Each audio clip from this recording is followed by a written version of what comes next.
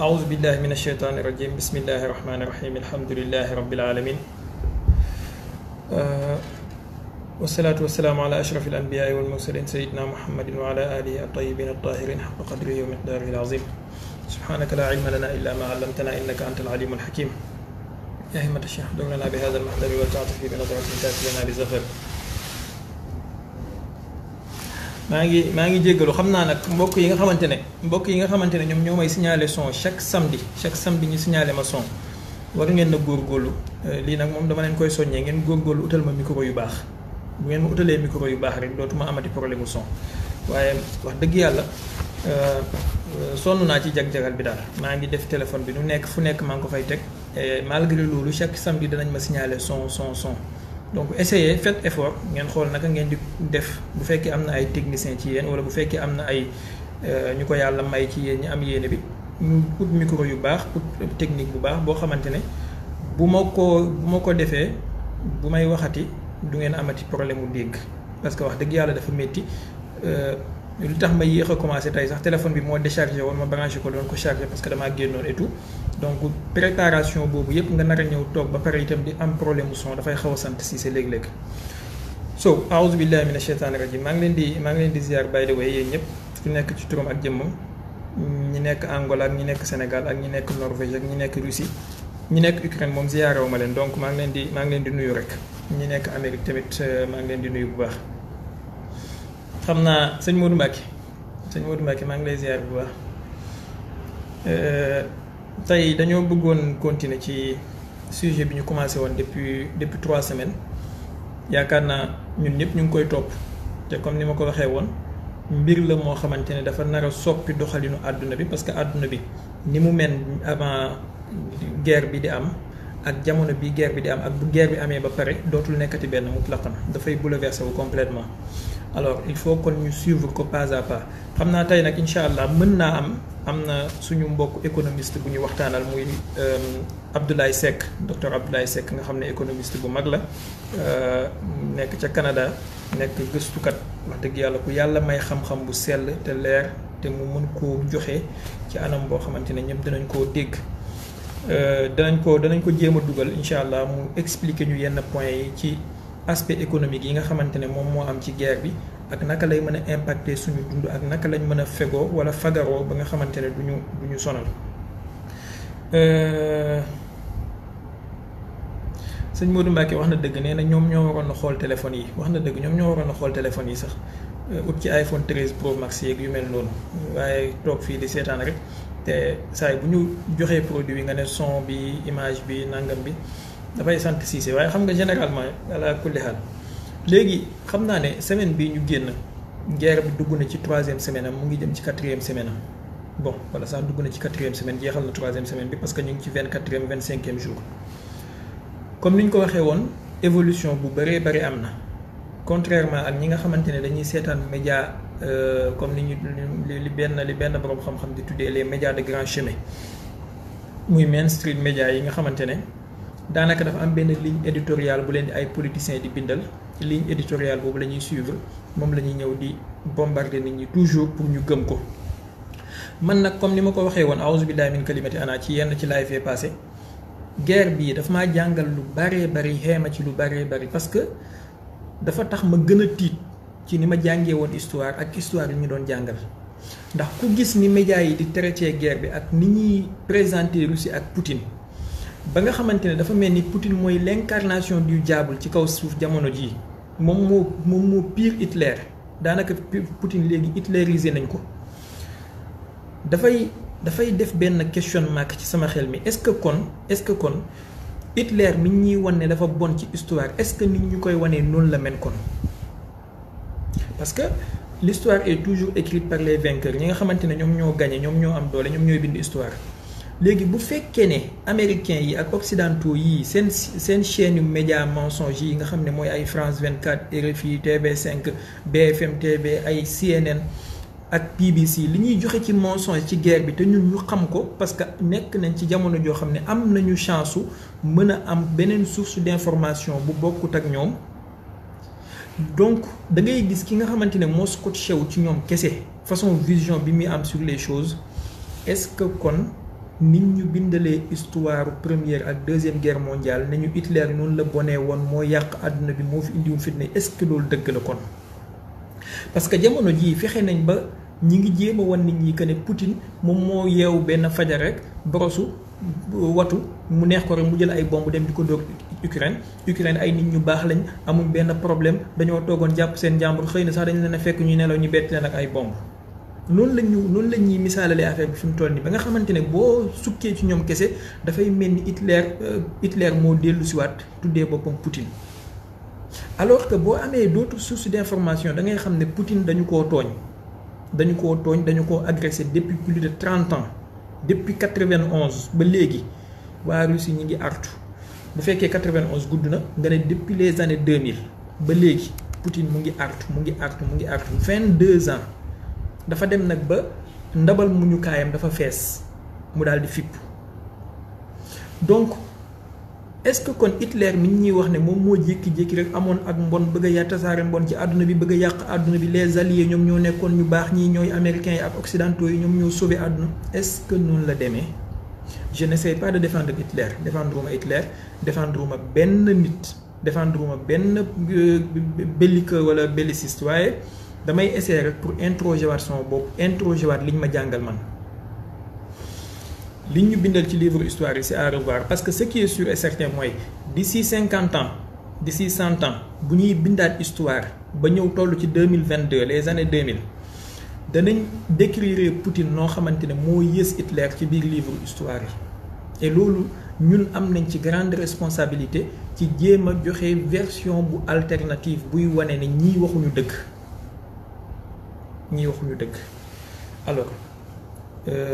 yonentu bi sallallahu alayhi wa sallam nag xëy na aspect wu dajjaal ak benn bët beeg benn vision bi nga xamante ne globaliste yi moom la ñu bëgg nit ñi di xoolee pour àdduna bi nit ñi gisee àdduna noonu la ñu bëgg orienté ñëpp loolu mën nañ cee ñëw plus tard mais pour le moment man li ma jàpp mooy parti bi am dëgg moom la ñu néewal doole parti bi amul dëgg moom moo nekk di jooy fu nekk di yuuxu fu nekk di wane ne moom mooy défendre ay valeurs xaaral ma wax leen benn affaire ci gàttal balaa ñuy ñëw ci ay affaire OTAN moo bëggoon na expandre ba ci buntu Russie wala nangam gis nga problème principalu Russie ak Occident du ma wax Russie ak Ukraine wala États-Unis Russie ak Occident tout entière mooy waa Russie ginnaaw bi Union soviétique daanoo xam ngeen nu mu tuddati communisme daf daan dàq gëm ay gëm yàlla ak yooyu waaye ginnaaw bi Union soviétique daanoo communisme daanu wala socialisme daanu Russie dañoo delloo siwaat benn gëm-gëm bu profond mooy orthodoxie nga xam ne tey jii église orthodoxe yi gën a rëy ci àdduna bi bokk nañ ci am Russie seen gëm-gëm boobu ak seen spiritualité boobu ñu dundalaat daf leen may ay valeurs yoo xamante ne moom moo uute ak li occidentaux yi gëm ba pare di ko imposer nit ñi ci àdduna bi à travers ay soft power wala ay hard power tàppe leen léegi bu leen neexee tàppe leen léegi Poutine dafa fexe ba li ñuy tuddee gay pride mooy doxantu góor jigéen yooyu ñuy am chaque année ci mbedd yu nekk ci àdduna bi ak ci capitale yi Poutine daf ko interdire ci Russie maanaam capitale Russie muy Moscou daf ne fii ba 100 ans fii ba téeméeri at loolu du fa am loolu bokk na ci li gën a jur problème bi tax occidentaux yi mënuñoo xool Poutine bët bu rafet parce que ñoom ay élément wu iblis lañ loo xamante ne dëkk buñ nekk bëgg nañu ay góor jigéen di fa doxantu ay lesbiennes di fa doxantu ñi fay def ay gay pride di fa ekkati ay drapeau góor jigéen Poutine bi mu ñëwee daf ne leen lii du fi am fii ak téeméeri at ci gàttal pour muy leer bi gars yi di wax mu def loi boo xamante ne dafay interdire promotion góor jigéen maanaam décision bi Poutine jël ci mbiram góor jigéen bëri na ay jullit ñoo xamante ne ñi ngi tudd ay diw sàngam ak ay turu jullit nekk ay njiitu réew ci seen dëkk yi ñemewuñ koo jël loolu bokk na ci problème fondamental parce que occidentaux yi bu ngeen déggee ñu naan leen ay valeur non valeur jàpp leen première valeur bi ñu lay wax mooy mbiram liberté saa yi bu ñu la waxee liberté jàppal ne góor jigéen moo ciy numéro 1 jàppal ne weddi yàlla moo ciy numéro 2 maanaam def lu la neex amul benn nu mu tuddati li ñu tuddee dogme amul benn dogme bu lay supérieur boo xam ne moom moo la war a dicter moom moo la war a tere amul benn dogme boo xamante ne moo la war a tënk donc defal lu la neex, tu es libre. góor jigéen dugg, lesbianisme dugg, tux yàmba dugg, naan sàngara dugg, mbon dugg, rey nit dugg, lu nekk dugg. bu ñu la waxee valeur, seen ñaareelu valeur yi ñu lay wax mooy démocratie. seen démocratie boobu ci lu muy yóbbu nit mooy ci anarchie. mooy peuple boo xamante ne amuñu yar, amuñu teggin, amuñu kilifteef, ba ci nitu doomi aadama amuñu kilifteef, nanguluñu kenn. donc yooyu noonu yëpp nag dafa am ay réew yoo xamante ne ci àdduna bi ñoom dañu bañ loolu, maanaam ñoom dañu bañ dictat boobu, dañ ne ñoom dañuy dem selon ñoom ni ñu gisee. te je vous dis tey jii ñuy tukki ci àdduna bi duñ ma weddi, am na yenn côté yoo xam ne boo fa demee ci àdduna bi da ngay weddi occidentaux yi, waaye boo toogee ci sa néeg kese di seetaan médias yi da ngay jàpp ne àdduna bi yépp occident la yem, da ngay jàpp ne occidentaux yi li ñuy wax mooy dëgg. en réalité occident duwul lu dul Amérique ak Union européenne ak yenn réew yi ànd ak ñoom gisin. man dund naa Malaisie ak Singapour, jàngee naa fa, mais yàlla xam na ne boo dëkkee ci réew yooyu da ngay gis ne ñoom nawloowuñu occidentaux yi aslan. dañoo am seeni valeur bopp, dañoo am seen doxalinu bopp, dañoo am seen discipline bopp bu ñuy suivre. amul kenn ku leen ci mën a teggi. ñi dem ci pays asiatique yi xam nañ li may wax, ku yéen commerçant yi fi nekk di dem Chine xam ngeen li may wax. faalewuñ occidentaux yi, nawloowuñ leen. te boo demee seen réew yi lépp lu ñuy tuddee bànneexu àdduna, luy développement wu dund am na fa. donc boo toogee di seetaan médias occidentaux yi ñi lay présenter ay musique, di la présenter ay personnages yoo xamante ne ñoom la ñu bëgg nga def leen comme royuwaay. personnage yooyu noonu amuñu benn valeur bu ñu la mën a inculquer lu dul def yaramu neen. jëlal seen musiciens yi ak seen musiciennes yu jigéen yi, ñoom Rihanna, ñoom Beyoncé, ñoom Shakira, ñoom xawma kan, ñoom Kim Kardashian, seen actrices yeeg ñoom Jay-Z ak ñoom Chris Brown. amul lenn lu baax lu ñu lay mën a jàngal. te ñooñu la ñuy jël di leen teg au devant de la scène pour ñu nekk modèle nit ñi. dem nañ ba nga xamante ne fi mu toll nii société yi xamul li ñu bëgg ñu bari ci ñoom. bu dee jigéen ci ñoom mu ngi jéem a roy Rihanna wala Beyoncé wala diw sàngam wala diw sàngam, bu dee góor ci ñoom mu ngi jéem a roy Jay-Z wala Chris Brown wala xawma kan. mais boo demee ci les autres pays ñi xam li ñu bëgg ñoom faalewuñu ñooñu, faalewuñu leen. demal Malaisie nga xool jigéen ñi fa nekk, demal Singapour nga xool góor ñi fa nekk ak jigéen ñi fa nekk, demal Chine noonu. te tey jii en réalité demal Inde noonu. tey jii en réalité maanaam modèle boobu noonu nga xamante ne moom la Occident doon propulsé, moom la Occident doon jaay nit ñi, jàppoon ne moom mooy centre àdduna bi depuis plus de 30 ans, modèle boobu moo nekk en faillite. et loolu la ñuy jéem a récupérer. naka lañ koy mën a récupérer mooy ñu nekk di def ay tapage médiatique. tey maa ngi dégg Sergei Lavrov mooy ministre des affaires étrangères de Russie bi ñu ko laajee ci affaire guerre médiatique bi am mu ne ndeysaan nous sommes une puissance très pauvre sur ce côté-là. maanaam ci wàllu guerre médiatique ak mensonge moom foofu amuñ fa doole. fan la ñu am doole mooy ci côté économique ak ay nekk ci dëgg ak liggéey lu ñuy jëriñ. et loolu mooy dëgg. alors guerre bi mu ngi avancé. lii c'était juste une introduction. ñu ngi l'empire du mensonge comme ni ko Poutine tuddee. Poutine nee na Occident mooy l'empire du mensonge te wallaahi wax na dëgg. l'empire du mensonge ñu ngi continuer di wax. bokk na ci li lay wan seeni mensonge rek mooy tey jii kii ñu teg Ukraine muy Zelensky benn juif la. ku ko dàq wax lu dul dëgg amut. booy déglu seen chaîne yi chaque jour dañ naan la rey nañ lu ëpp 14000 soldats russes bi guerre bi commencé léegi. yaaxi maanaam ñi xam tuuti ci wàllu stratégie militaire xam nañ ne dans une guerre ci guerre ñaaña Barham maa ngi lay ziar Diallo na nga def. ci benn guerre pour nga am benn mort il faut minimum nga am 3 blessés. pour nga am benn mort il faut minimum nga am 3 blessés. loolu ñi xam stratégie militaire ak ñi xam technique de guerre yëpp xam nañ ne noonu la mbir yi tëddee minimum il faut 3 blessés pour avoir une mort. donc bu fekkee ñoom rey nañ 14000 soldats ça veut dire que am nañ minimum 42000 wala 50000 blessés ci armée russe bi. alors qu'en réalité Russie bi muy dugg Ukraine 100000 soldats la duggee 100000 soldats ginnaaw gi defaat na beneen renfort 50000 soldats muy 150000 mais 50000 yi dañu tasaaroo dem ñi nekk Biélorussie ñi nekk ci Crimée péninsule du Crimée. donc ñi nekk sur le terrain aéroporté yeeg troupes sur le terrain yi au total 100 000 lañu. léegi ci 100 000 soldats yaa xëyti boo ci blessé 50 000 rey ci 14 000 wala 15 000 mooy ne kon soldats yi jeex nañ. kon fan la défaite bu métti bii Russie nekk di jox Ukraine fan la jógee ak ñan ñoo koy def xanaa ay jinne ñoo koy def. ça veut dire que bu ñuy ngeen baal ma ci wax ji bëgguma wax baatu fen mais bu ñuy wax lu dul dëgg ñoom duñ calculer duñu xalaat ne ñi leen di dégg ni am nañu xel am nañu xam-xam mën nañu jàngat mën nañu analyser dañuy balancer wax yi rek di dem chaque jour nga dégg ñu ne daaneel nañ 5 avions russes daaneel nañ 20 avions russes daaneel nañ nangam. aviation russe bu fekkoon ne ni ñu leen di wax ne noonu lañ leen daaneelee dëgg la kon lu tax tey jii Zelensky amul benn avion maanaam Ukraine amul benn avion bu mën a naaw tey ci jaww ji lu dul mu ngi ñaan ay Pologne ak ay Slovaquie pour ñu dimbale ko ci ay avion wax naa leen ko fi keroog auzu billahi min kalimati ana Poutine détruire na armée ukrainienne bi rendre na ko à l'âge de pierre fi mu toll nii yàq na seen piste maanaam armée russe bi li ñu njëkk a def mooy détruire mboolem piste d'atterrissage et de décollage bi nga xamante ne mooy moom la avion militaire yi mënoon a emprunter yàq bépp aéroport militaire détruire seen entrepôt d'armes yi détruire seen entrepôt de kii nu mu tuddati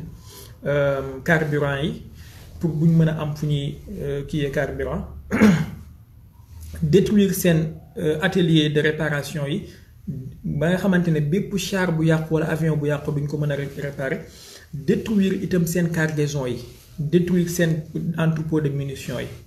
maanaam guerre boobu la Poutine nekk di def fi mu toll nii te noonu la leen jaaree ba tax na tey ji amatuñ lu ñuy def lu dul du yuuxu wàllu américains yi di indi ay Stinger ak ay Javelin alors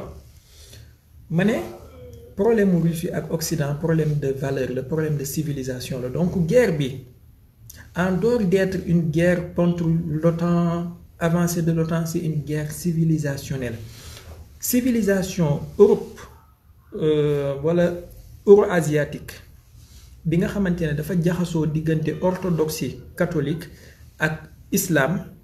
moom mooy jàkkaarloog Occident bi nga xamante ne athée la gëmul dara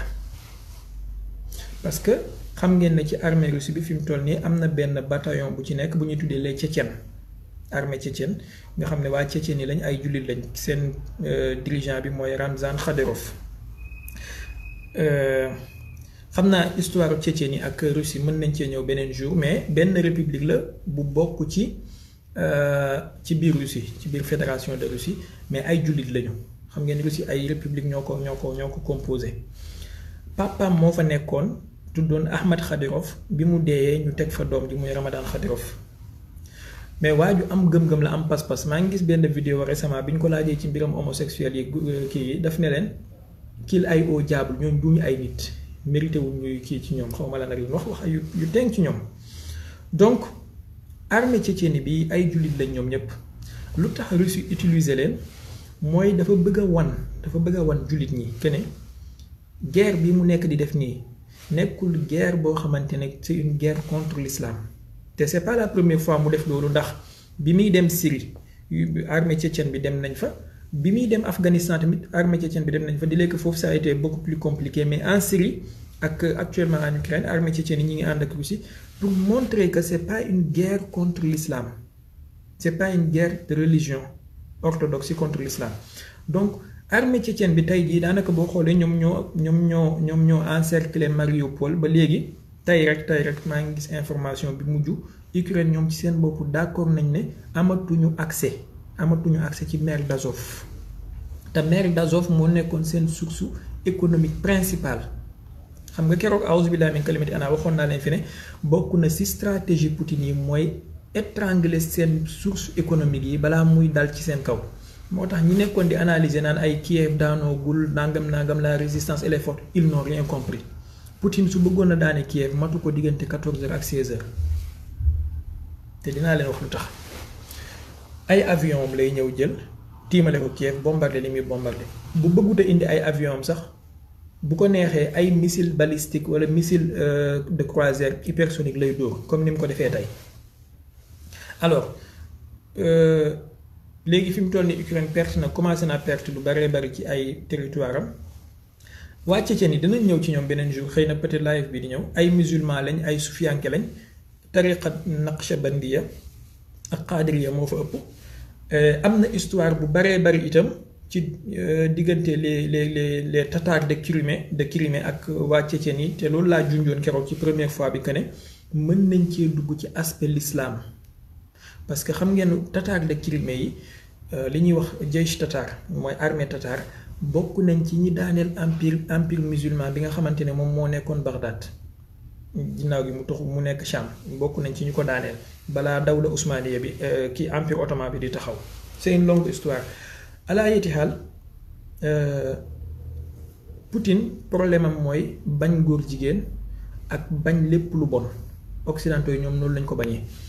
xam nga alxuraan nag daf ñu doon wax ne walan tarda ankal yahudu wala nasara hatta tattabia millatahum yahudi ak nasaraan yi duñ d'accord ak yow mukk fekk toppoo li ñu bëgg tant que yaa ngi bañ li ñu bëgg am ay principe am loo gëm ñu indil la problème. Ramdan Kadyrov dafa am benn interview bu mu def ci semaine bi biñ ko laajee ci armée tchétchène ak waa Russie seen combat bi ni muy demee mu ne li ma leen mën a wax daal mooy c'est pas une armée d'LGBT duwut armée wu LGBT maanaam kon dafay gën a firndeel li ma leen wax ne c'est une guerre de civilisation euro-asiatique contre l'Occident athée euro-asiatique bi musulman yi la ak chrétien orthodoxe yi Occident bi moom ay libéral lañ yoo xamante ne capitaliste lañ gëm xaalis lañ gëm seytaane lañ gëm donc guerre boobu moo nekk di positionné wu fi mu toll nii moo tax ku xam leen tuuti war ngaa ñaan yàlla Russie am ci ndam te man gëm naa ne sax ndam li kii na ba pare fi mu toll nii gars yi dañoo nekk di xalangu pour bañ a kii rek waaye tôt ou tard il aura ce qu'il veut waaye nag am na beneen aspect géopolitique et géostratégique bu ci nekk di dessiné wu mooy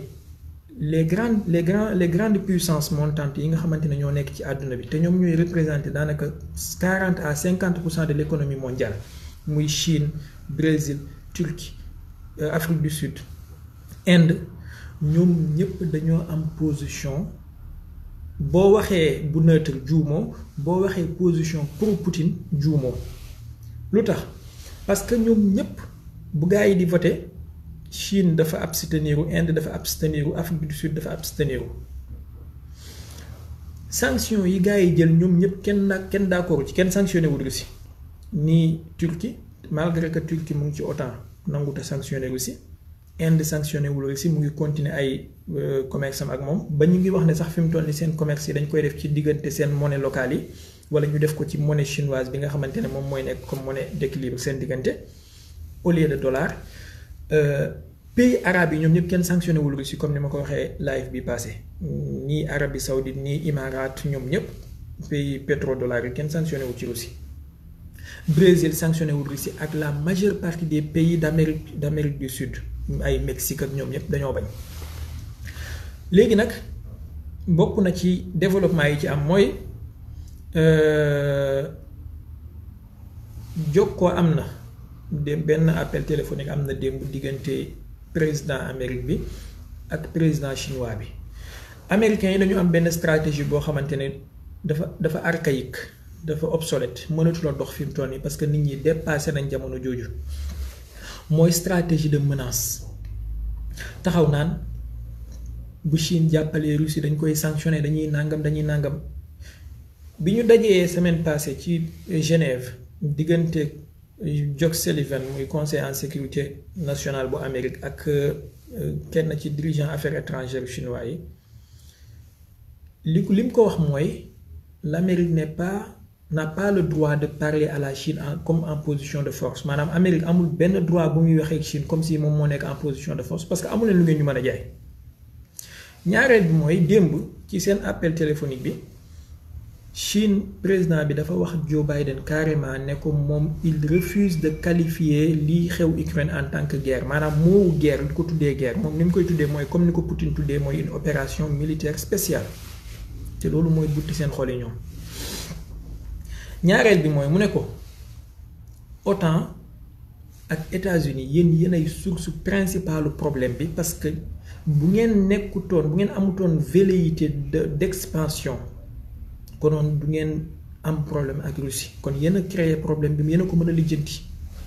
ñetteel bi mu ne ko la politique de sanction du politique bu efficace du jëriñ dara te du créé lu dul yokkal population àdduna bi problème mais du tax Russie dellu ginnaaw te la Chine kenn du wañ loxoom defloo ko politique bu mu bëggul Donc les États-Unis se sont retrouvés tout seuls avec leurs alliés européens ak seen média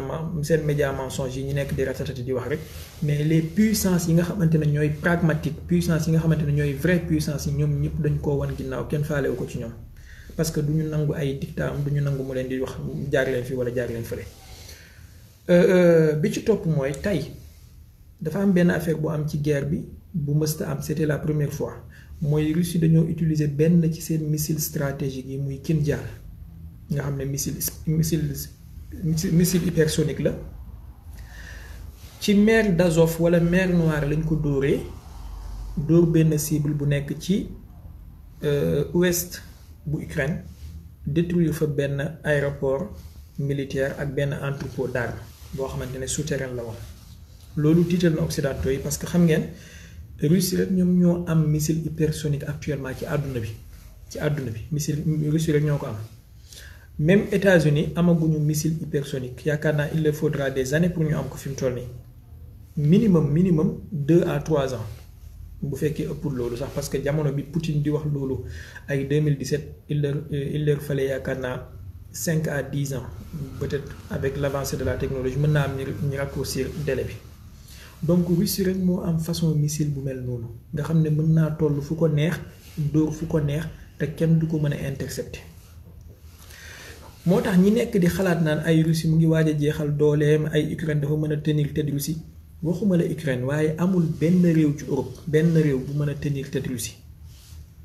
te mu ngi commencé di ko wane parce que ci biir semaine bi am na benn ville boo xamante ne c'était à 20 kilomètres de Pologne nga xam ne Pologne pays OTAN la pays Union européenne la Russie dañ fa dóor benn missile wala ay missile détruire fa benn base militaire boo xamante ne base la woon bu waa OTAN doon entraîner ay milices ak armée ukrainienne bi ñu détruire leen ñoom ñëpp tasaare seen arme yëpp yàq ko parce que dañoo def déclaration ne leen bépp cargaison d'armes bu ngeen di dugal Ukraine dafay nekk cible légitime pour ñun ñu attaquer ko te ñoom xam nañ ne comme ni ma leen ko waxee woon fii Poutine ne bluffe jamais Poutine du bluffer lu mu la wax ne da koy def xaar ko dana ko def donc ni mu leen ko waxee woon noonu la commencé di ko exécuter commencé nañoo dugal seen cargaison d'armes yi mu ne leen danaa ko attaquer te mu ngi commencé di ko attaquer te ce que ça montre parce que c'est très révélateur mooy la Russie est prête à faire tout su jaree attaquer pays OTAN dana ko def pour protéger boppam parce que quand même dóor missile boo xamante ne c'est à 20 kilomètres de Pologne c'est très révélateur kenn yaakaarul woon ne Russie am nañu audace boobu noonu le fait que ñu def ko moo leen di wane fi mu toll nii ils sont prêts à tout donc il va falloir que ñoom ñu revoir seen copie ñoom occidentaux yi pour xool naka la ñuy def alors ndax Russie mooy dajjaal bu fekkee dajjaal am na États-Unis mooy dajjaal bu dee dajjaal am na ñoom ñi am benn bët boobu ñooy dajjaal donc c'est très révélateur base boobu nga xamante ne moom la ñu détruire nga xam ne rey nañ fa ay nit ñu baree bari te ay nationalité yu wuute ñoo fa nekkoon ñu yàq fa seen armes yi nga xamante ne moom lañ fa dugaloon te léegi armes yi nga xamante ne États-Unis ak occidentaux yi ñu ngi koy commencé di jox Ukraine yépp Russie mu ngi koy nangu di ko jox ñaari république séparatiste yooyu xawma ñaata minutes la ñu am pour ñu jéem a dugal Abdoulaye Seck le temps bi di gën a avancé fan la temps bi toll ñu jéem a oo Abdoulaye Seck incha allah.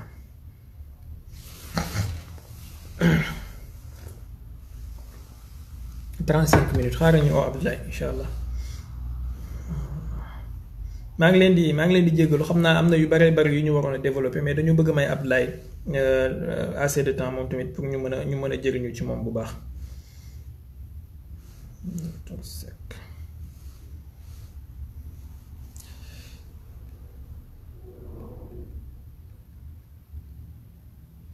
salaamaaleykum wa rahmatullah. waaleykum salaam wa rahmatullah. docteur Abdoulaye Seck maa ngi lay ziar. kooku sama sëriñ la. maa ngi lay ziar bu beeg naka yi tey.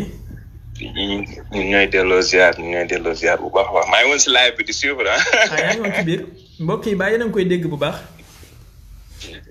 maa ngi lay ziar ba di la béggee mbokk yëpp ñu ngi lay béggee. waaw émission bi am na solo lool maa ngi koy déglu donc di la féliciter. ndeysaan jërëjëf. di nuyu aussi auditeurs yi ak téléspectateurs yi. jërëjëf. di rafetlu initiative bi bu baax a baax. ñu ngi lay fayal. di ñaan yàlla gën a aar yàlla gën leen sàmm. amiin yaa rabbi. njëriñ yi fay jóge yëpp ñu tas ko si àdduna bi incha allah xam-xam bi fiy génn moom vraiment yi moom amul sax si université. ndeysaan jërëjëf Abdoulaye. amul si université yi macha allah am na solo. comme ni ma ko waxee mbokk yi say mbokk la ñun ñëpp waa daara ji benn lañ dañuy bëgg toujours di jëriñu ci borom xam-xam yu mel ni yéen nga xam ne yàlla may na leen xam-xam may leen pédagogie bu ngeen ko mën a joxe te lenn lu nekk itam da nga koy jox waayam bu ko jox sa waay te yow xam nañ ne économie sa domaine la donc saa yi buñ ciy wax rek suñ xel dina dem ci yow rawatina jamono ji nga xamante ne àdduna bi dafa nekk ci benn problème bu am solo boo xamante ne ñëpp a ngi tiit naan mën naa déborder te mu mën a impacter suñu dund impacter dund yi suñu njaboot ëllëg ñu bëggoon na xam yow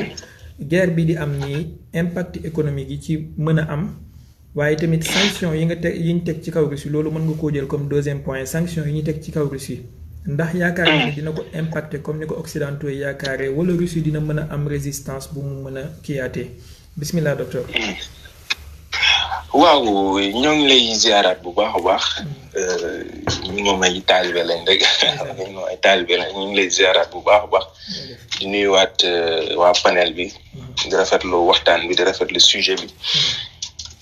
mais mbir mi mooy déjà rek kañ mbir mi mooy conséquences yi ñëpp a ngi koy subir maanaam nekku sax loo xam ne lan la ñuy subir li ñuy dund la waaw donc nag ñun nag liñ ci xaw a jaaxal mooy coow li dafa daj àdduna te boo demee si chiffres yi ñaari réew yi nga xam ne ñoo nekk en confrontation boo leen jëlee teg leen si balance su koom-koomu àdduna bi téeméer boo jël ñaar la ñuy occupé léegi boo jëlee constat wu ne téeméer boo jël Ukraine ak Russie 2% la ñuy posé ci PIB mondial bi mais derrière nga gis que ne seen coow li dafa indi problème ci àdduna maanaam du point de vue économique moo lay wan ne en réalité ñaari réew yi am nañ lu particulier am nañ lu particulier surtout la Russie am nañ lu particulier parce que 2% du PIB mondial tey jii ne àdduna bi tey jii di tënku si ñaari réew yooyu noonu kon véritablement sujet bu am solo la mais li expliquer impact mondial boobu bi xeex bi amee mu am benn impact mondial te ñoom ñu pèse juste 2% du PIB mondial di ko mën a indi am na économie fa mujjee mais dafa commencé géopolitique d'accord dafa commencé géopolitique gis nga xeex bii nii xaw nga mu dégg ma naan xeex xaw ma sax man explosion laa ko tuddee man explosion bii nii am si diggante Occident ak beneen bloc mais lii amul ko ñiy suivre géopolitique dëgg waru leen woon bett dëgg la depuis des années et des années lii mi ngi doon di xeeñ bi Donald Trump bu ñëwee ñëpp xamoon nañ ne fii dañ fiy dem sax depuis 2017 les personnes aguerries en géopolitique xamoon nañ ne ñaari bloc yi dinañ laale léegi kan mooy laale loolu moo nekkoon équation parce que boo leen fàttalikoo dañoo nekk ci benn instant boo xam ne day niroog nous assistons à la fin de l'hégémonie occidentale l'hégémonie occidentale boobu noonu dafa am ñeneen ñu judd ñoo xam ne dañoo remettre en cause l'ordre mondial sànq tudd nga leen mooy les pays du BRICS tudd nga Brésil Russie Inde Chine South Africa mais da nga koy gën a élargir du ñooñu kese da nga si boole Cuba qui est un partenaire historique da ngay dem nga yokk si Venezuela mi nga xam ne tey jii ne pétrole am tey jii ni moom la États-Unis teg bët ba bëggoon daaneel Maduro Poutine intervenir dëgg la d'accord temps yi nga gis lu Amérique du Sud lan moo tax tey si vote bi sànq ni nga ko waxee Amérique du Sud ñu bëri tey jii nii jàppale la Russie avec leurs abstentions mooy depuis 2019 vague président révolutionnaire lañ gis Amérique du Sud ay président révolutionnaire ay président socialiste xoolal boo jëlee ne serait-ce que Bolivie Evo Morales mi fa nekkoon États-Unis moo ko daaneel financé la dame la mu ñëw ñu instrumentaliser ko mu daaneel le révolutionnaire Evo Morales mais peuple bi ñu demee ba xam ne la dame la ndekete pion la woon mais peuple bi dañ ko faa jëlewaat indi keneen koo xam ne moo toppoon si Evo Morales après dafa mujjee dem Mexique mais ki toppoon si Evo Morales ci parti socialiste bu Bolivie moom lañ indi au pouvoir delloowaat réew mi révolutionnaire yi donc pour te montrer que ne adduna bi léegi ñaari bloc ñoo jàkkaarloo bloc occidental bi ak bloc bi nga xam ne am na ñu leen tuddee bloc de l'Est donc loolu tey jii nii dafa amoon avant coow lii nii di am donc du point de vue économique ñu daan gis véritablement ñaari réew porté ko principalement muy États-Unis ak Chine. dëgg la. nga gisoon États-Unis ak Chine nekkoon si benn dualité bu méttee du point de vue économique du point de vue monétaire du point de vue lépp loo mënta jël ñu nekk en dualité ba Chine commencé di bousculer li nga xamante ne bii mooy l'ordre américain. donc loolu mooy premier aspect bi nga xam ne indi na lan moo tax mu am déséquilibre du point de vue mondial. mooy que ne ku si nekk daam foofar.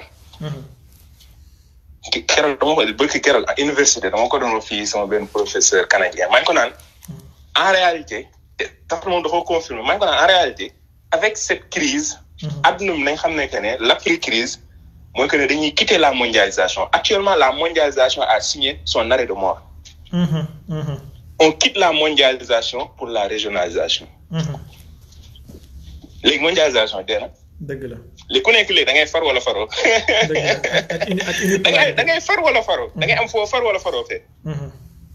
léegi bët boobu rek moo fi am ku si nekk léegi da ngay am camp bi laa far wala camp bi laa far. dëgg la. d'accord donc léegi on migre vers une régionalisation. régionalisation boobu nag du point de vue économique la nar a demee. léegi bu ma ñëwee nag léegi du point de vue économique. li indi lan moo tax tey jii nii bi coow li amee àdduna bi ñëpp yëg ko. mooy que ne Russie tey bu ma jëlee réew bu mel ni Russie. dafa yor ay ressources naturelles yoo xam ne tey jii réew bu nekk bëggoon nga ko am sa réew. dëgg la dëgg la. dafa yor tey yàlla dafa def tey jii si suufam. ay mbir yu amaam maanaa ball fa. nga mën see tudd yoo xam ne tey jii nii mën na tukkal àdduna. yoo xam ne tey jii nii mën naa changer économie réew. pétrole gaz mën see tudd pétrole muy l'or noir lañ koy woowee. mën see tudd le gaz bi nga xam ne tey jii nii loolu rek moo jaaxal européen yi. bu dul woon loolu instant bii nii du point de vue économique raye nañ la Russie de la carte mondiale.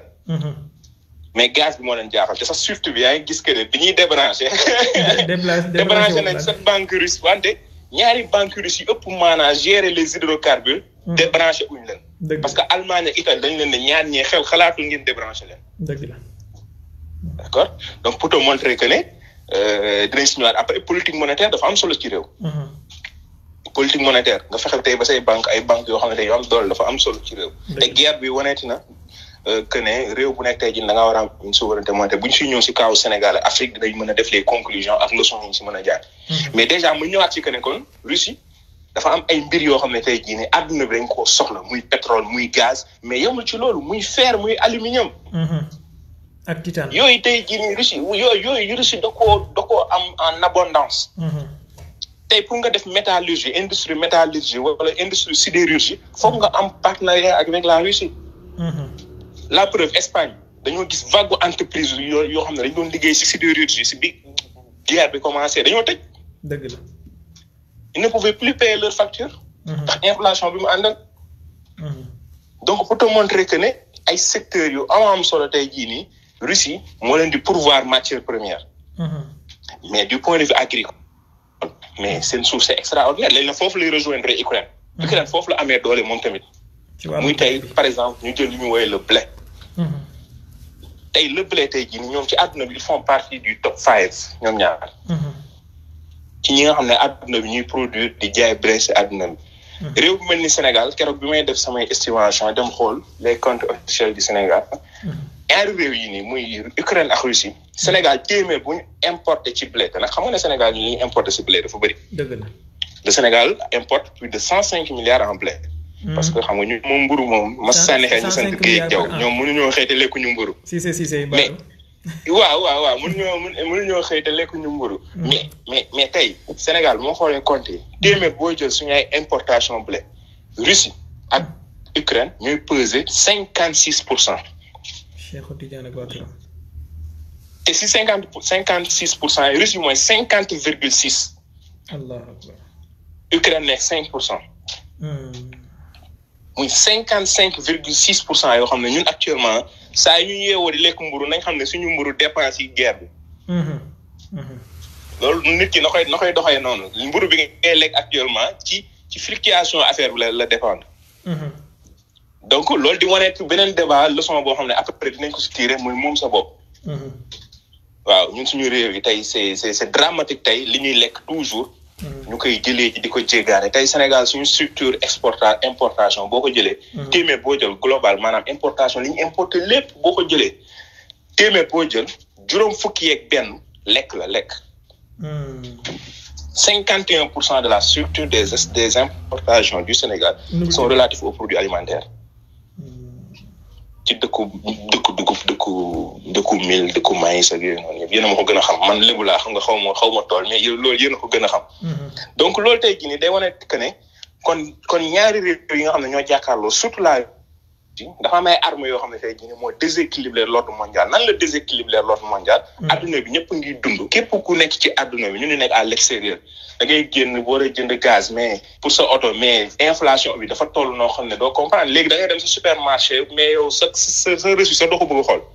dégg naa États-Unis doguma la dégg naa États-Unis seen inflation bi ñu am depuis 40 ans mosuñu ko am.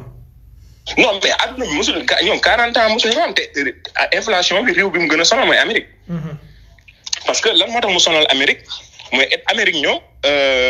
boo jëlee seen PIB mooy li nga xam ne mooy alal bi nga xam ne ñoom moom la ñu am ci at mi. boo ko defee ñaari pàcc yëpp si lekk la jógee consommation. kon bu inflation amee inflation mooy yokkute njëg yi. bu ñu ko dégg rek yokkute njëg yi. donc njëg yi bu yokkoo kon consommation bi véritablement askan wi da koy yëg muy les ménages. dëgg la. kii dem di jëndi produit si supermarché wala muy dem tey jii nii di jëndi essence kooku mooy yëg inflation bi. kooku problème bi mu am en économie mooy que ne pouvoir d'achat am day wàññeeku. dëgg la ndax nit ku nekk tey jii nii boo fayoo koo weer. yokk si yi ngi siy yokk mu caat yeeg yooyu noonu yëpp nga yokk ko ne man lii laa am ci weer bi yow pour ñu mën a xam loolu taxul mu nekk sa pouvoir d'achat sa pouvoir d'achat ñun en économie bu ñu koy natt dañ koy diviser ak l'inflation. maanaam dañ ciy dindi teq si yokkute njëg yi. pour xool yow réellement la nga am. kon loolu noonu ñi mathématiciens xam nañ ne kon foofu noonu lu muy gën di jub dénominateur bi. kon véritablement ce pouvoir d'achat di gën di détériorer. dëgg la. kon moo tax àdduna bi sànq bi ma duggee tag mën a la ñëpp a ngi koy yëg. waaw parce que le pétrole déjà dégg naa ak le gaz yoo xam ne avec les ressources naturelles day dugg si li ñu naan tey jii nii les coûts de production des entreprises. waaw entreprise tey pour mu defar benn produit da koy togg. bu koy togg dafa am lu muy laaj. li muy laaj yooyu noonu yëpp tey jii nii mooy li reçu yor. moo tax kon entreprise bu jëlee loolu yëpp tey jii nii du jaay ngir perte foog mu répercuter véritablement cette hausse sur le prix de vente te prix de vente bi kan moo koy fay le consommateur final. donc moo tax dund bi gën a jafe et de surcroît li gën a mettil affaire bi mooy dañu jóge ci pandémie boo xam ne tey jii nii dafa jaxase l'ordre commercial. dëgg la. Covid-19 dafa ñëw carrément jaxase leen ñoom surtout les pays développés là. dafa ñëw jaxase leen carrément dugg seen caay. donc ñoom ñu nekk ci loolu di liggéey pour génn ci loolu lii nag ñëw véritablement ñëw mel ni ku leen dóor benn épée. donc lii nii véritablement ce sont des choses yoo xam ne tey jii nii àdduna baa ngi koy dund. et véritablement la Russie. bu ñu ñëwee yaa ngi may laaj sànq sanctions yi. bon gis nga gars yi sanctions yi dañ ko moo tax foofu moo may permettre ma def le lien avec l'Afrique. Russie li ko permettre mu ba léegi mu tenir. 3 à 4 semaines nii. te yàlla xam ne def nañ ay sanctions yu dëgër mais li ko téye ba léegi nii mooy am kopparu boppam. dëgg la. La Russie a sa politique monétaire propre. Banque centrale mooy. te gis nga non mais actuellement il faut un travail extraordinaire gis nga keroog maa ngi koy envoyé benn xarit mi ngi may envoyé message naan ma waa mais Abdoulaye lan moo tax ñu ne monnaie bi rouble. dafa dévaluer ak yooyu noonu yëpp quoi ma koy expliquer. ba yaa ngi mën a ko gis nga mesure bi banque centrale Russie jël. mu ne ma ban mesure la. ma ne ko actuellement bépp jaaykatu russe. bu demee jaay à l'extérieur bu njimisee. banque centrale da koy tere mu jël xaalis bi yëpp denc ko. maanaam xaalis bi yëpp mu jël ko en dollar wala en devise yooyu noonu dañ ko naan 80% da nga koy convertir en monnaie locale. dëgg la. muy le rouble. donc tey loolu tey politique monétaire bu am solo la des fois dem gis nga ba banque centrale bi dem na yëkkati taux directeur ba 20%. taux directeur bi yëkkati ko ba 20% loolu boo ko gisee ñun économistes yi xam nañ tax ñu def ko li tax ñu def ko mooy décourager le retrait d'argent. encourager l'épargne. encourager l'épargne, décourager. Donc c'est une politique intelligente. parce que économie. ñaaru situation yi bu am day am. incertitude day am te xam incertitude bu premier conséquence mbir bi. docteur fi nga nekk dafa mel ni réseau baa ngi xaw a daw de. réseau bi day daw. waaw xaw nañ laa perte 10 secondes ci ginnaaw. waaw yéen a ngi may dégg. waaw léegi baax na léegi. waaw ma ne guerre bi ma daaneel foofu xam nga guerre bu amee rek wala crise wala pandémie lépp bu mën a am. li muy indi ci économie mooy incertitude des comportements. dëgg la. nit ñi dañuy incertain choix yi léegi dootu leen leer. investissement dootu leen leer. donc tey loolu tey jii nii moo tax le gouvernement la banque centrale de la Russie fexe ba yokk les taux directeurs.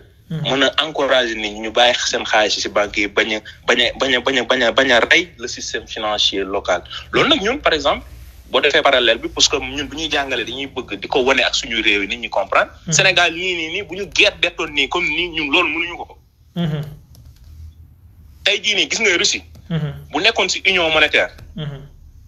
Russie bu nekkoon ci union monétaire. def nañ ko ni banque centrale ni BCEAO def Mali lañ koy def. embargo ko.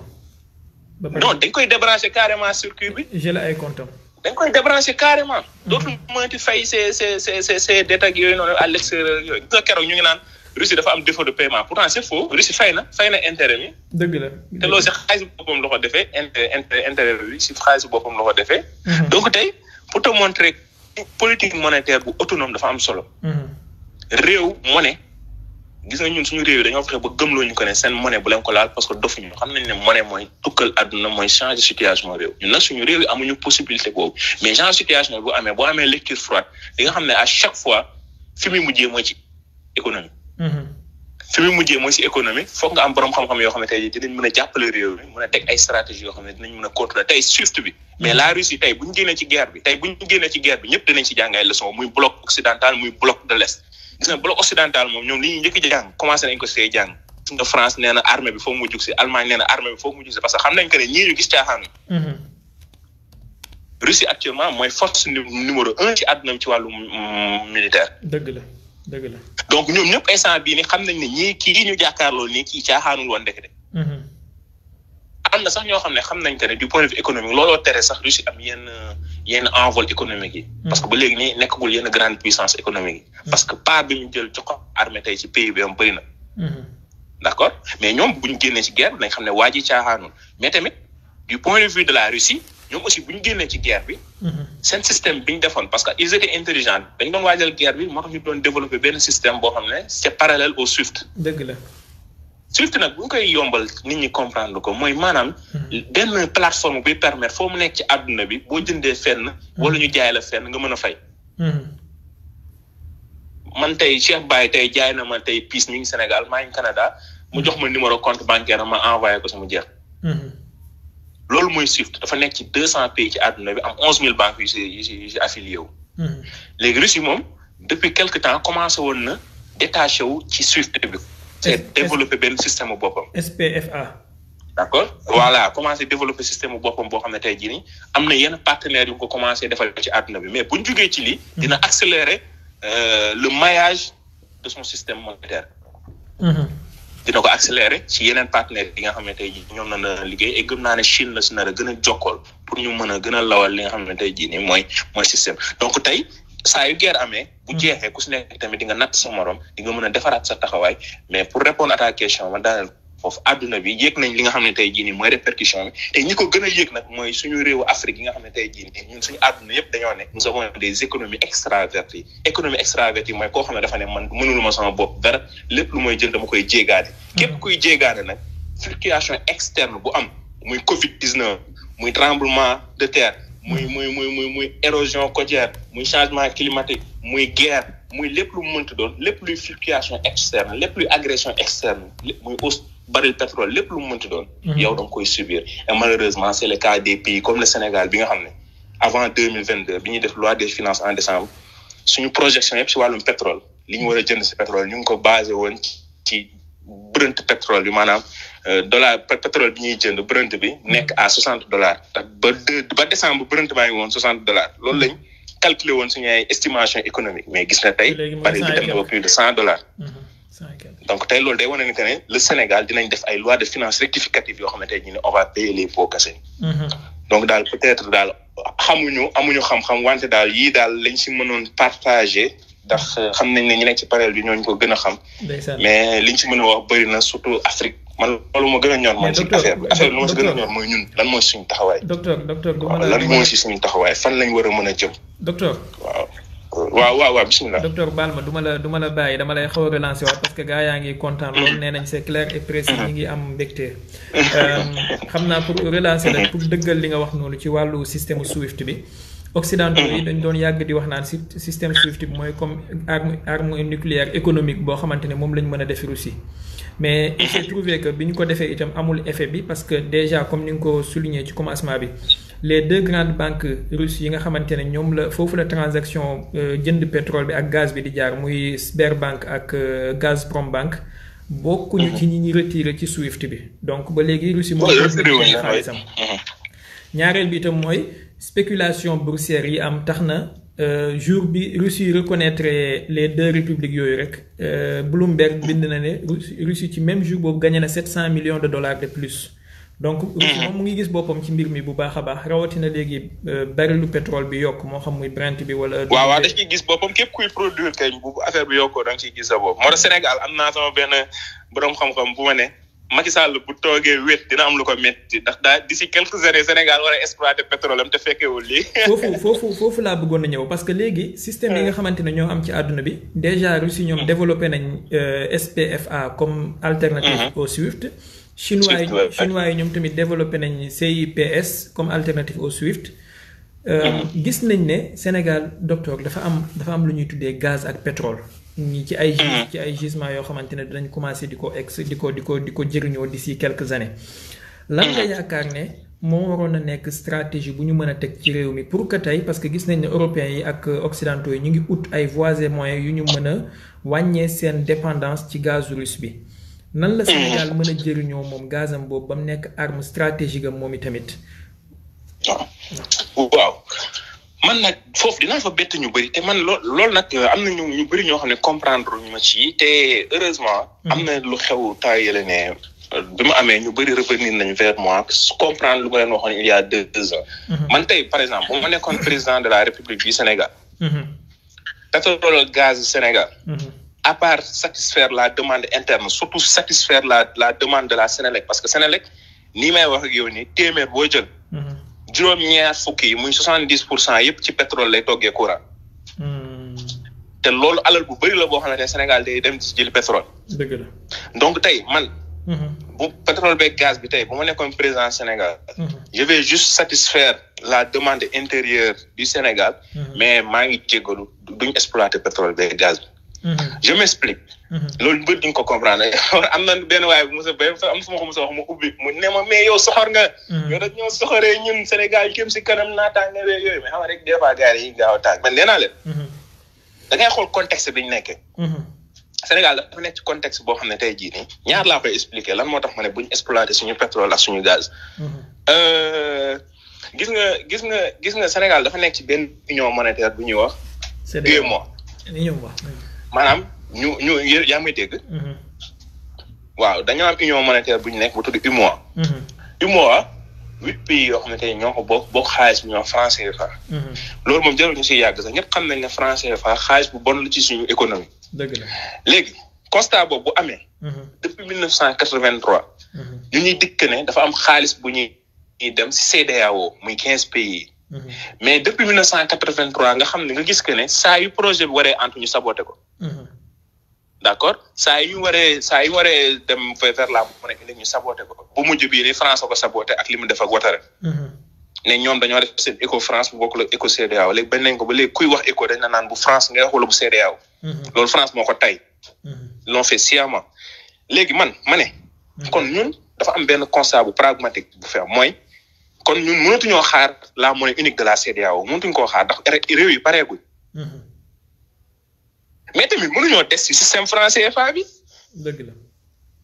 yaa ngi comprendre est-ce que ñaari extrémités yi mënuñoo xaar. mënuñoo xaar UEMOA mënuñoo xaar CEDEAO laa bëgg wax mais tamit mënuñoo des si UEMOA ni mu mel nii. dëgg la ndax lii mu mel nii moo ñu boole tey jii nii adduna bi fukki réew ak juróom yi gën a ndóol si adduna bi. fukki yeeg ñaar si zone franc lañ bokk. boo jëlee fukki réew ak juróom yi gën a ndóol ci adduna bi fukki réew yeeg ñaar ci zone franc lañ bokk.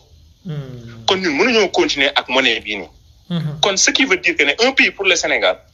en 2024 yàlla defal ñu tawfeex ñu gisandoo ñaari ressources naturelles yu très importantes muy gaz ak pétrole. loolu da laa war a mën a permettre nga développer tey jii nii benn plan de sortie réel du franc CFA. et ce plan de sortie réel du franc CFA mooy benn monnaie nationale mu nga ko tuddee le CER. mais boo amee ressources naturelles tey jii nii mais tu garantis ta monnaie. comme ni Russie def. mais jeex na tu garantis ta monnaie. doo exploiter sa ressource tu garantis ta monnaie. d'accord ressources yi da lay permettre tey jii nii nga garantir la monnaie moo tax Firmin Sarr benn jour TV5 tubaab yaa ngi ko fay laaj naan ko est-ce que Afrique man bu ñu amoon monnaie mën nañ garantir seen ay monnaie mën na leen mais xanaa ngeen def yéen seen ressources naturelles yi Afrique ngeen koy jëlee. d'accord donc ressources yooyu noonu tey jii daf ñu war a mën a permettre tey ñu dem vers une sortie du franc CFA donc lii bi ma ko waxee woon am na ñu ma comprendre doon mais daaw dafa am benn fait bon sànq ba moom mooy adduna bi de plus en plus on quitte les énergies non renouvelables pour les énergies renouvelables l'économie verte. nga gis que ne les banques adduna bi comme que ñoom ñoo maîtriser la finance mondiale ni ko Cheikh Omar Diagne di waxee. ñoom jël nañu résolution ci COP bi mujj Glasgow ne léegi dañuy arrêter le financement des énergies fossiles. moo tax nga gis le président Macky Sall fin 2021 mu wër plateau àdduna yëpp di kaas. parce que xam ne ñooñu bu ñu téye financement yi Sénégal du exploiter pétrole ak gaz. dëgg la président Macky Sall dem na ba ne leen dañoo soxor ndax ñoom dañoo exploiter ba seen xol sedd ba développer léegi ñun ñu commencé am ay ressources nañu doo leen développer. mais loolu tey da ngay xam ne tey jii nii c'est un schéma bu am ci àdduna bi ils vont arrêter le financement de ces énergies là. te tey en parlant d'énergie renouvelable ñoom juddoowul ci ñoom ñun dañoo am benn borom xam-xam bu tudd Cheikh Anta Diop j'invite les gens à aller lire yow envoyé naa la ko fondement économique et culturel d'un état fédéral page boobu livre boobu début ba fin Cheikh Anta Diop day wane yan source d'énergie non renouvelable moo am fii ci Afrique surtout Afrique de l'Ouest ak Sénégal yoo xam ne war nañ ko mën a utiliser tey jii nii pour def ko source d'énergie mais yooyu yëpp tey jii nii jël nañ ko dugg ko ci tiroir yi. Donc, pour te montrer, pour répondre à ta question, lors de le concerné, je n'allais pas exploiter les ressources naturelles du Sénégal hors consommation interne. Donc, je vais dire que je moyen pour que je dégage sa monnaie, monnaie pour au service du développement et de la croissance économique. jërëjëf docteur léegi xam naa duñ la téye lu yàgg ñaari dernière question benn bi dafay dellu si waat ci wàllu Russie dañu gis ne Poutine dafa jël benn décision mooy nationaliser bépp entreprise wala bépp multinationale bu nekkoon Russie ne dafay quitter Russie la plupart mu nationaliser seen matériel yeeg seen yenn kii yi ñaareel bi itam avion ak compagnie aérienne yi nga xamante ne dañ daan louer ay avion ci leasing comme ni nga ko xamee te ñu rompre seen contrat yi à cause des sanctions Poutine dafa jël décision nationaliser ko wax compagnie yi ne leen compagnie locale yi ne leen mën ngeen di ko def ay vols locaux ci biir Russie loolu ban impact économique la mën a am ci Occident ak seen sociétés yi nga xamante ne ñoo doon louer avion yu mel noonu ak ñoom ñoo moom multinationales yooyu waaye tamit lan la mën a jural Russie ci économie am wala ay conséquences yu néfastes yu ko mën a jural. waaw mais maa ngi kontaan si laaj bi bu baax a baax j'espère que yaa ngi may dégg fi ma nekk dafa xaw a kii moo la sori waaw donc en fait gis nga xeex bii nii dafa indi yeneen lecture yu bëree bëri gis nga loolu noonu nga ma tuddal léegi dafa indi ñaari aspect mooy que ne dañuy delluwaat cosaan bi mooy mais idéologiquement sànq tudd nga ko idéologiquement la Russie est un pays communiste mais idéologiquement la Russie est un pays communiste. dëgg la maanaam benn instant Russie ak Chine dañoo jël benn tànk boo xam ne tey jii ne dañoo commencé woon nekk ay réew yoo xam ne dañoo commencé dugg ci libéralisme économique. man mii bokk naa ci ñi leen critiquer ci voie boobu. man personnellement Chine guddi ñu toll nii man Chine yu bëri yu muy def Afrique fii d'accord ma ci. Chine actuellement Chine bi ñu xamoon ci communisme ak socialisme nekkatul Chine bi Xi Jinping ñii nii di mëne. d'accord mais Russie dafa commencé woon topp tànk yooyu mais bi guerre bi ñëwee xam na ne moom loolu du voie am. La Russie est un pays communiste et un pays nationaliste. donc loolu nga xam ne mooy décision yi nga xam ne jël nañ ko mais warul bett kenn c'est purement idéologique. maanaam mooy man dootuma xaarati tey jii ni ngeen di jaarale seen ay parce que les films multinationaux ñëpp xam nañ ne àdduna bi ñu ëpp doole sax président yi. dëgg la. donc ñu ne leen dootuma xaarati tey jii ngeen may bët di ko jaarale seen ay film comme ni ko Visa ak Mastercard defee xëy rek ak waaw ñu ne ñoom mooy loolu arrêté nañ seen ay opération te en parlant de Visa ak Mastercard gis nga ne Russie dafa préparé woon xeex bi développé na li ñuy woowee miir. dëgg la miir mu ngi fay dox. yaa maanaam moo tax adduna bii nii finance économie moo yor adduna bi nag gis nga ñun suñu réew nag ñun balaa ñoo comprendre nag nañ toogaat 50 ans. waaw c'est dommage balaa ñoo comprendre at dinañ toogaat 50 ans Sénégal lépp politique la débat bi politique la jàppal fii bàyyil fii mais li nga xam ne tey jii nii mooy la quintessence de nos vies mais dañ ko relégué au second plan te boo demee si réew yi gis nga mais ñoom dañuy liggéey. mais la nationalisation de ces entreprises tey jii nii mais man bettuma et véritablement c'est purement idéologique et gis nga privatisation yi nga xam ne tey jii nii te mooy deuxième aspect bi may daanelee mooy idéologie bi toujours au-delà du communisme lii dafa wane ni beneen ndam mooy économie ñun ñaari économiste boo gis ñaar la mën a doon soit économiste boo xam ne libéral la wala mu doon économiste boo xam ne socialiste la économiste yi nga xam ne ay libéraux leen déglu leen seen discours saa yoo ko déggee mooy privatiser leen état bi na wàññi li muy def état bi warul def lii parce que noonu lañ leen ko jàngalee ñoom.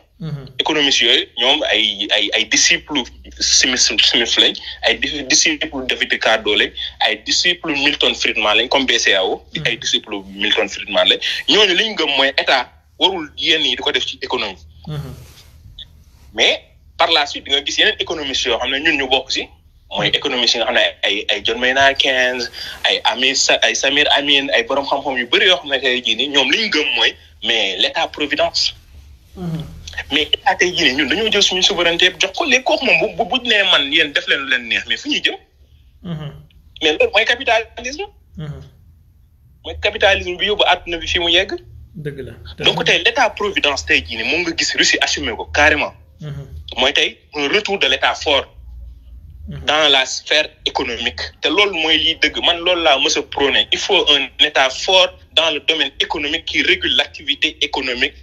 au profit de ses citoyens sinon boo ko deful les firmes multinationales vont venir comme dans un pays comme le Sénégal nga am croissance économique nit ñi tourné naan waaye mais croissance bi fu mu aw doo ko mën a gis parce que c'est une croissance extravertie et derrière il y a pas de mécanisme de régulation yoo xam ne tey jii nii dañ mën a capter ses revenus au point de vue local donc man j'appuie fortement cette décision ñun Sénégal bokk na si li ñu indil guute yi nekk mooy bi fi FMI ak Banque mondiale moo tax il faut toujours se méfier du FMI et de la Banque mondiale. Il faut toujours se méfier de ces deux bras armés de l'impérialisme. gis nga FMI ak Banque mondiale réew bu ñuy ñëw tiital. réew boo gis ñu ne la communiqué FMI ba ñu ne Sénégal c'est dommage suñu journaux yi saa yoo xëyee FMI News wala Banque mondiale à la une lañ leen def satisfecit du FMI satisfecit de la Banque mondiale maanaam ci yàlla. complexe d'infériorité. moo tax semaine passée ma kontaan docteur Abdourahmane Sarr maa ngi invité ñëpp ñu dem lire mur Facebook am. docteur Abdourahmane Sarr doon liggéey FMI. génne les récentes publications du FMI sur le Sénégal na gars yi dem lire le FMI au Sénégal. si ngay comprendre que ne Sénégal actuellement nii fii ba 2024 la vie sera très dure parce que FMI bu ñëwee ci réew mooy que ne da lay xañ. déjà courant beeg ndox bi fex nañ ba état Sénégal teggi sa subvention donc ñi naan ndox mi dafa cher au Sen'Eau comprendre ça va au-delà de Sen'Eau l'état du Sénégal a décidé d'arrêter ses subventions te loolu FMI moo ko jox injonction boobu à travers ICPE bi nga xam ne Sénégal signé na ko man bi Sénégal signé ICPE dama jël article bind ko ku dem ci internet bi da nga ko gis Abdoulaye Seck ICPE on a sorti un article maa yeneen économiste yu nekk Sorbonne wax que ne Sénégal mi ngi dugg ci guuta lii mu signé nii. mais boobu journaliste yi télé yi kenn waxu ci c'était en 2019 novembre 2019 ñu ne leen ICPE bi Sénégal signé mais dinañ lié ak ICPE bi ñu ñuy conditionné à travers un ajustement structurel. moo tax ajustement structurel yooyu noonu dans les années 80 ñun ay xale lañ mais mag ñi fiy suivre seetaan nañ que ne dans les années 80 day gis sax président mu ne Abdou Diouf naan la j'ai gouverné difficilement. parce que FMI ak Banque mondiale dañoo ñëw privatiser lépp lu nekkoon entreprise Sénégal. jël ko privatiser ko ba pare jël éducation avec santé bi ne état bi boo doon def kilo libre nga ciy def moo tax tey suñu système de santé ak suñu système d'éducation baaxul donc pour daaneel lii tey jii nii day wane que ne la Russie est redevenue un pays idéologique ancré véritablement sur une posture boo xam ne tey jii nii mooy état providence mais tamit benn état boo xam ne tey jii day dellu vers le communisme gëm doomi réew mooy tabax réew donc voilà. macha allah docteur jël nañ 35 minutes ci sa temps bu précieux waaye xam naa ne neex na lool te doyaluñu li duuf ci nag bi yëpp xajul ci ceen li xam naa ne yaa ngi am ay conférence ak ay meeting yoo war a. tey moom sama journée moom dafa metti quoi moom dafa réunion bu sonn. donc dañuy tuub bu baax mais xam naa duñ la téye lu yàgg mais incha allah. incha allah dañ ñu mayaat beneen samedi peut-être samedi bii di ñëw wala bi ci topp parce que guerre bi daal bëgg nañ ñu topp ko ngir ñu xam ñun fan la ñuy teg suñu tànk itam incha allah ndax. waaw surtout Afrique moom vraiment war nañu parce que Covid ñëw na Covid ñëw na man am na benn interview bu ma defoon Sénégal boobu maa ngi woon Sénégal am na benn interview bu ma si defoon temps Covid bi ne leen mais Afrique gis nga bi mu non malheureusement daal métti na daal gis nga Covid bi la Afrique waroon jëlaat revanche am si àdduna. ñun ñu nekk à l'extérieur fii xam nañ ne ñii tubaab bi Covid bi da leen a jaaxal. mais jeexal daf leen a jeexal seen population. mais ñun Afrique ñu waroon am revanche en or. maanaam suñu dépendance yi nga xam ne amoon nañ ko vis-à-vis de ñoom ñu commencé liggéey commencé koo changer. mais malheureusement Covid bi ñëw na bay jeex ba beneen ñëwaat tey jii ne ñu amaat les mêmes problèmes mooy que ne véritablement on dépend toujours de l'extérieur te yàlla xam na ne nous avons toutes les ressources nécessaires que ce soit des ressources naturelles des ressources humaines des ressources financières lépp am nañ ko tey jii nii pour togg ko pour que Afrique suñu réew yi Sénégal ñu mën a jëm ci kanam nekk réew yoo xam ne tey jii nous sommes des modèles devant le monde mais yàlla baax na ku nekk gëm. ce qui est paradoxal docteur pour confirmer li nga wax dafa mel ni Chine mi nga xamante ne foofu la Covid bi feeñee ñoom ñoo ci gën a gagné parce que ñoom ñoo ci am croissance bu gën a kii plus que yeneen réew yi àdduna bi yëpp. mais docteur ñu ngi lay sant di la gërëm di la jaajëfal bu baax mbokk yëpp kontaan nañu wax dëgg yàlla seen retour yaa ngi ne. wallaay man maa leen di sant nag di leen ñaanal yàlla yal na jàmm yàgg ci àdduna bi yal na yeneen suñu ay sëriñ tamit yal na jàmm yàgg si àdduna bi jàmm yàgg si réew ma suñu xalaat yëpp a ngi si yéen keroog dama ko doon fi ay étudiants maa leen naan dañuy ñëw des fois ñuy ataaya mais bàyyi saa ñu waxtaanee ba pare ñu découragé mais maa leen déedéet man nag loolu nag li may affaire yi man sama particularité mooy man dama bokk ci ñi gëm toujours que ne ba léegi mën nañ changer mbir yi. waaw man dama bokk ci ñi gëm que ne ba léegi nii war nañ mën a changer mais à condition ku si nekk nga dugal sa loxo. ku si nekk fi nga nekk. nga sentir que ne comme ni ko Kéba Mbaye doon waxtaan l'espoir de toute la nation repose sur tes épaules. waaw donc loolu ku nekk bu sentiree que ne espoir du Sénégal espoir Afrique moom la. mais véritablement affaire yi ñii dañ leen fiy jëlee. parce que mënuñoo continuer Sénégal ay nit yoo xam ne tey jii nii ay Abdoul Mbow premier vice-président à l'Assemblée nationale tourné dem ci France 24 naan le Sénégal a sa propre politique monétaire mais loolu c'est catastrophique yow fooy amee politique monétaire boo xam ne la banque centrale est autonome. donc ñooñu vraiment daal réew mi mais daal yàlla baax na yàlla may xolu ma ñooñu di ziaraat bu baax a baax Abdoul Mbow noo def ma sànni ko xeer man Abdoul Mbow rek laa xiir Abdoul Mbow daf ñoo sonal Abdoul Mbow moom xamul économie saa yi demee ci plateau yi jaxasee mélange te daal naan la fiscalité bokkul ci économie loolu nan nga ko mën a waxee en tant que parlementaire naan fiscalité bokkul ci économie naan Sénégal dafa am politique monétaire boppam naan eurobond moo tax bi ko Boubacar Camara eurobond mooy lan mais dër na ñoo leen di ziaraat bu baax a baax xam naa dinañ jokkoo buñ paree incha allah ñu ngi lay sant bu baax di la ñaanal yàlla jërëjëf docteur kontaan mbokk yi tey moom wax dëgg yàlla régalé wu nañ bu baax a baax te lii la xam-xam di jëriñ ñu ngi sant bu baax tey gërëm docteur Abdoulaye Seck ngeen ñaanal ko yàlla bu baax a baax c'est un sénégalais doomi Pikine nit ku bëgg lu baax ku bëgg xam-xam comme ni ma ko waxee woon wax dëgg yàlla bettuñu ndax man yàgg naa koo xam ci yeneen bërëb ku xam li muy wax la te li mu jàng dafa mokk te yonent bi sallallahu alayhi wa sallam daf ñoo waxoon ne inna allaha yuhibbu li ahadikum iza amila amalan an yutqinahu yàlla dafa bëgg kenn ci yéen suy def dara mu def ko de la manière la plus parfaite possible donc booy jàng na nga jàng ba mokkal bul jàng rek nii pour façade te moom wax dëgg yàlla bi muy jàng économie jàng na ko ba mokkal ko ba tax na bu ko joxee rek nga kontaan ci anam bi ñu koy joxee itam dina mën a yegg ci sa xel dina mën a dugg ci sa xol ñu ngi koy sant di ko gërëm di ko ñaanal yàlla xam naa duñ leen téye longuement ndax temps bi dem na dañuy joxante dig dajee samedi bii di ñëw insha allahu taala yal na yàlla may ñu fekkee ko bu ci xajee bu fekkee moom temps dina ko may ñu dellu siwaat ak moom wala ñu utaat keneen ci borom xam-xam yi nga xamante ne ci beneen aspect ci guerre bi parce que guerre bi du économie kese waaye am na yeneen aspect ñu ñëwaat tamit wax ci ndax am na lu ñuy tuddee guerre technologique et cybernétique ñun nag yan taxawaay lañ ci war a am parce que ñu bëri ñu ngi wax ne fi mu toll nii Poutine bu ko neexee mën naa dagg yenn câble sous-marin yi nga xamante ne mën na couper yenn coin yi ci àdduna bi ba dootuñu amati internet te loolu Russie am nañ puissance boobu am nañ capacité bi donc loolu yëpp c'est à surveiller de très près li ma leen di dénk daal a'uuzu billaahi min kalimati ana di ko dénk son bopp mooy nañu moytu les médias de grand chemin yi médias mainstream yi nañ leen moytu nga xam ne ay mensonge kese la ñuy wax suba ngoon guddeeg bëccëg ku leen jox sa nopp taf leen di leen déglu doo dégg dëgg mukk génneew ma ci France 24 génneew ma ci TF1 génneew ma ci médias français yëpp génneew ma ci BBC génneew ma ci CNN génneew ma ci sax ba xataa Al Jazeera ak ñoom ay Sky News fenn kese la ñuy wax ngeen jéggal ma ci kàddu gi. donc il faut aller aux sources de l'information te loolu laa waxoon keroog ne nañu góorgóorlu ci jàng yeneen làkk parce que tey jii làkk yi nga xamante ne moom moo siiw muy anglais français ak arabe seen médias yi leen di incarner ëpp ci doole joxatuñ ñu information bu fiable donc nañu dem jàngi chinois nañu dem jàngi russe nañu dem jàngi yeneen làkk yu alternative yi pour ñu mën a am accès à l'information fiable. maa ngi leen di sant di leen gërëm bu baax a baax di jéggalu bu baax in uridu illa lislaaha mastata'tu di santaat bu baax docteur Abdoulaye di ko ñaanal yàlla bu baax a baax. pour ñi nekk France ak ñiy déglu France ñaari média laa fa xam yoo xam ne seen wax xaw naa am kii tuuti benn rajo bu tudd Sud Radio je vous le conseille bu fekkee di ngeen ko mën di déglu. ak benn chaîne bu tudd antipresse mais lu dul yii moom yeneen yi ngeen fay dégg surtout média yi ngeen mainstream média yi yaakaar naa sëñ Garnier moom xam na li may wax dañoo am ligne éditoriale boo xam ne Élysée lay jugee ak Quai d'Orsay ak nu mu tuddati Matignon ñoom ñoo leen di jox surtout Quai d'Orsay ak Élysée ñoo leen di jox seen ligne éditoriale ñoom dañuy ñëw rek di répéter di tari. bu fekkee BBC la dañoo am ligne éditoriale boo xamante ne CIA lay jugee wala ci département d'état américain bi ci lay jugee ak Maison Blanche ñoom tamit dañuy ñëw rek di dégg di tari